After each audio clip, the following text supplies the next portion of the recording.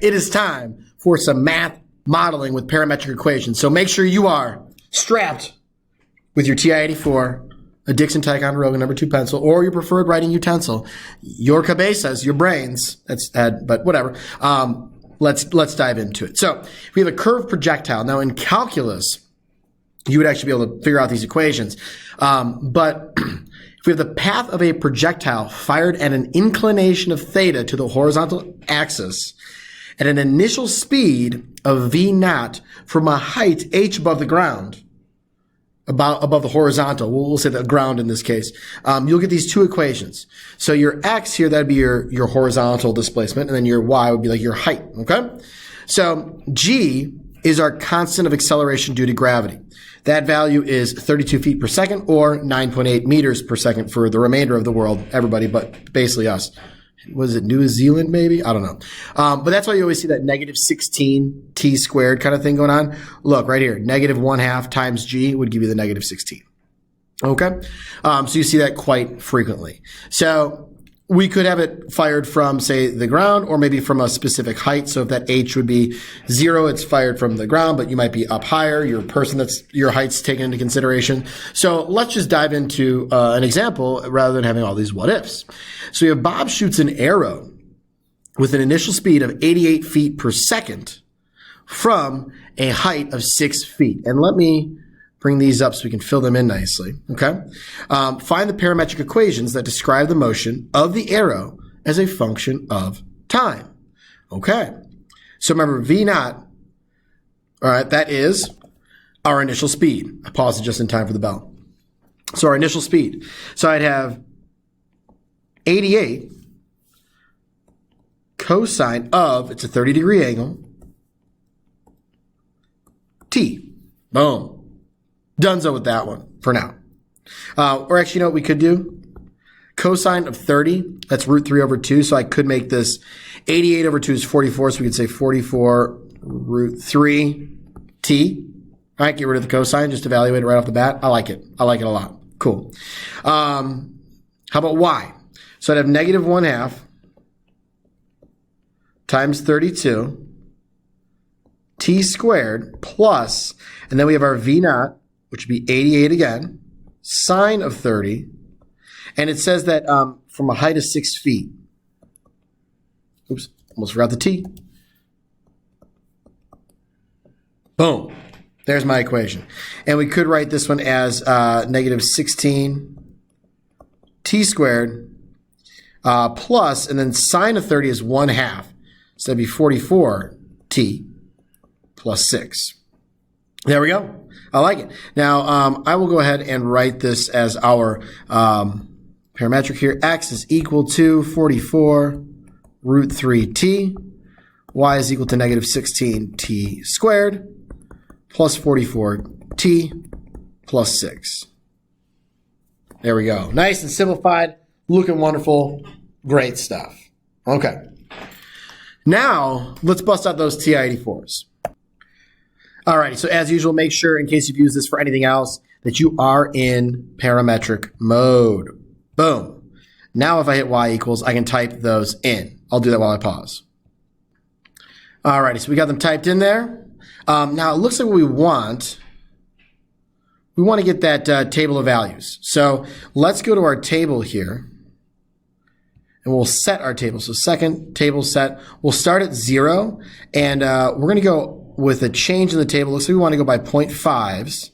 And rather than ask, because we probably use this for something else where we're like asking it and just setting values, yours may already be set on auto, but I'm going to change mine to auto. So we're going to start at 0. We're going to go by halves, by 0.5, to fill out this table. And now I'm ready to rock and roll, hit second table. All right. So we got 0.6. 38.105, 24, so on and so forth. I'm going to fill those out on the chart while I pause, but you should see this right over here. If not, see if you made some kind of an error. Pause the video and go back and see if you can get those values to show up. Alrighty, so I've got my table of values filled in, and I want to take a look at something real quick, and it's this bottom value here. When we get to 3, I got a negative for my y. What does that tell me? That tells me that my height is now a negative number. That means that somewhere in here, somewhere between 2.5 and 3, we hit the ground, right? Eventually that height is 0. So I'm not even going to have that one on the table. I put it there to talk about that, but we're really going to stop this at 2.5, and then there's right after that, somewhere between 2.5 and 3 is when it hits the ground. We know that. Okay, we will be figuring that out a little bit later. But let's go ahead and plot these. I'll use a different color for plotting it now. So I've got 0, 6, which will be something like right around here. And then I've got 24, which is a little before 25, and 38-ish. So that'd be something like up here. Totally mixed up my X and Y's there. It can happen to anybody. 38, comma, 24. Somewhere in here. Then we got 76 and 34. I'm going to pause while I plot the rest of these, so to save some time. Alrighty, and there we go. We got this thing nice and plotted here. Got my arrows on there at each point to show the direction that it's taking. So this is, we had to scale it a little bit, but so the scales are different on the X and Y axes. But this is modeling the path of the ball. Okay. Now in algebra 2, or even algebra 1, when you have like a h of t equals negative 16t squared plus something, blah, blah, blah, blah, blah. That was only the height as a function of time. And although it looked kind of similar, negative parabolic in shape, that was not the path of the ball. That was the height of it as time went. Okay. This is actually the path of the ball, vertical and horizontal displacement. Okay. So kind of cool that we're actually able to do that now, even though somewhat looks the same. It was not that before. Awesome. Good to go on this. Now let's answer some questions. First question is, how long will it take the arrow to land around to the nearest thousandth? That's 3 decimal places for those of you that did not remember that. So what does it mean when the arrow is going to land? Well, that would mean that it is a height of 0, right? So if I take that y function that models my height, set that equal to 0, we'll be good to go. So I'd have 0 equals negative 16t squared. Then it was plus 44t plus 6. Now I can divide everything by 2 on each side here, which will make my numbers a little bit smaller. So if I divide all this by 2, I'll jot that down so you're not like, wait, what? Negative 8t squared plus 22t plus 3. And now I can deal with some smaller numbers in my quadratic formula. Or you can plug this into your calculator, non-parametric mode, as just your y, and find out when it's going to be 0. But I'll just go ahead and use the quadratic formula because, who doesn't love it? Negative 22 plus or minus the square root of b squared, 22 squared, minus 4 times a times c all over 2a. And let's plug that into our calculator. All right. So when I plugged this in the first time and I did the plus the square root, I got a negative answer. Okay. I got negative 0.13. So that's like before time started. So I'm going to obviously have to disregard that one. So then I did it again with subtraction now. And notice how I didn't put parentheses around the negative 22 and then at the very end. I forgot to do that. So I just hit enter and then I divided by negative 16 to make sure that I'm dividing that entire numerator by negative 16. It's an easy mistake to make, even as advanced students such as yourselves. So be careful with how you're typing these into your calculator.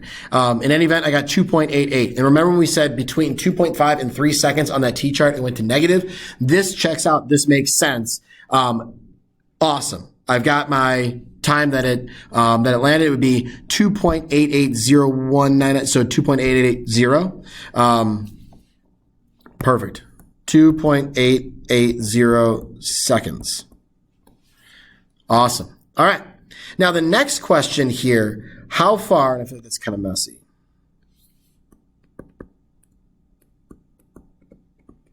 I'm putting the 0 there because it did say thousandth.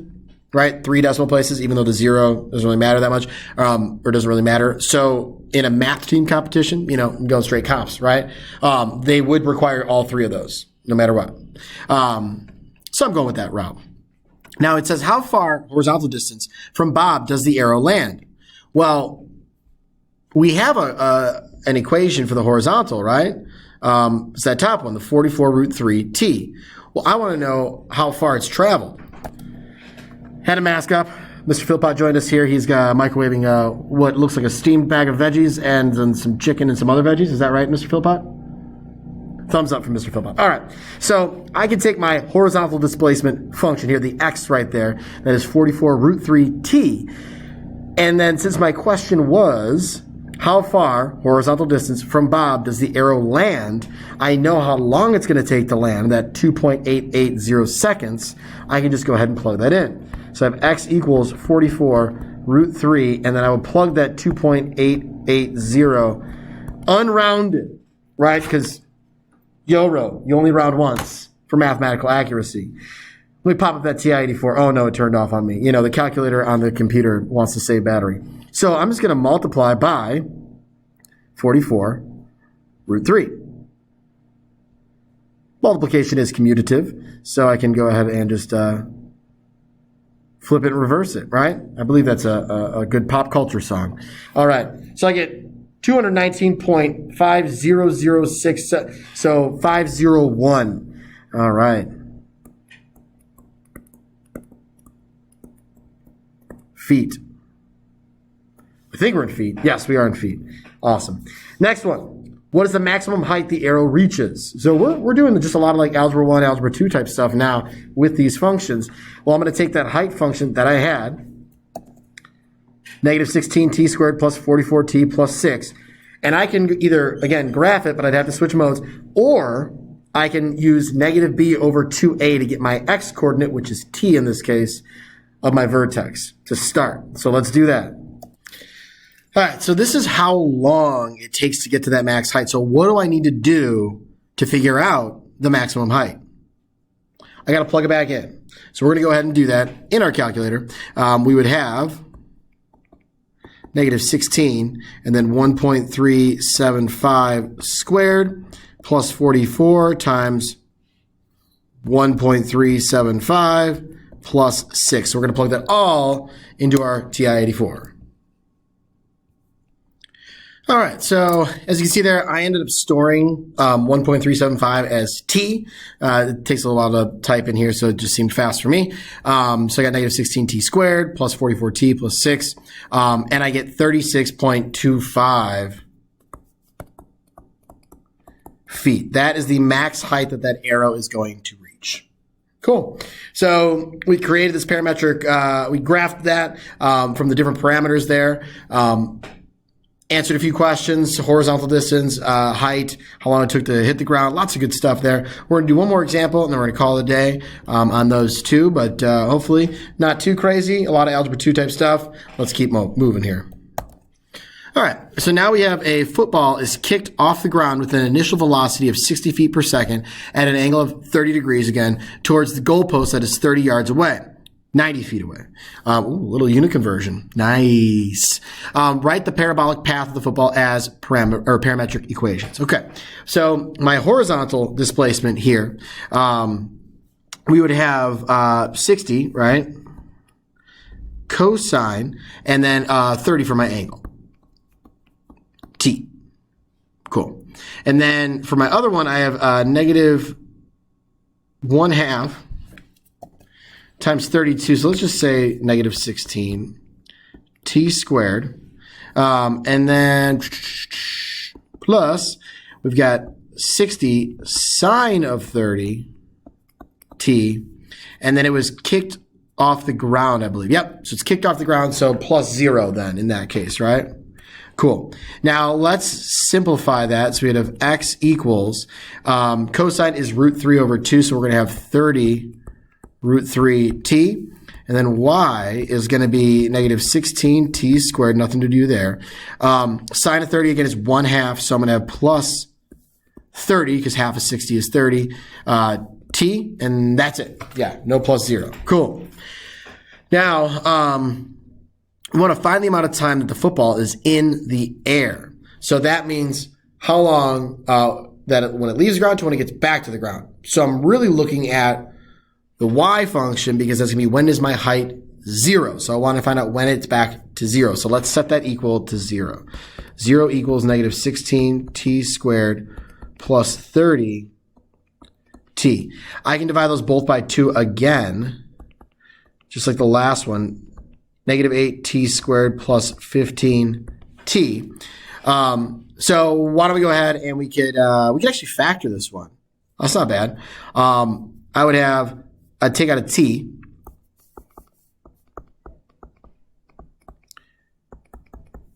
So obviously one of the t's is going to equal 0, which isn't the one that I really want. The one that I really want is what's inside there. So negative 8t plus 15. So if I subtract 15, I'd get negative 15. Sorry for the horizontal math here. Bad form. Equals negative 8t. Divide by a negative 8. And I end up with t equals 15 over 8 or some decimal equivalent, 1.875 seconds. Okay. So that's the amount of time the football is going to be in the air, from when it leaves to when it lands. Cool. How far from the kicker will the ball land? Well, I know how long it's going to take to land. Now I can plug it into my x function here with 30 root 3 times the 1.875. And that is exact, right? We did not round that one. So let's plug that into our calculators here. So I'd have, oops, turned off on me. Yeah, 30 root 3